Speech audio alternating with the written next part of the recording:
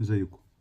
في ناس كتير بتجيلي بتقولي ان هم عندهم مشاكل ليها علاقة بالثقة في النفس، او مشاكل في السيلف ايمج، شايفين نفسهم ازاي، او حتى مشاكل في ان هم مش حاسين ان هم كفاية وان هم محتاجين يعملوا مجهود زيادة عشان الناس تتقبلهم.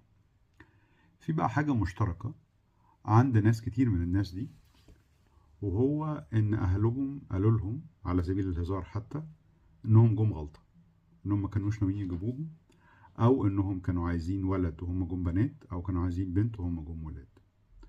انا عارف ان في اهل كتير بيعملوا الكلام ده كنوع من انواع الدعابة، بس من اللي انا بشوفه كتير قوي من الناس دي الدعابة معاهم بتقلب بشعور بان فعلا اهلي ما كانوش عايزيني، فده معناها ان انا مش كويس او مش كفاية.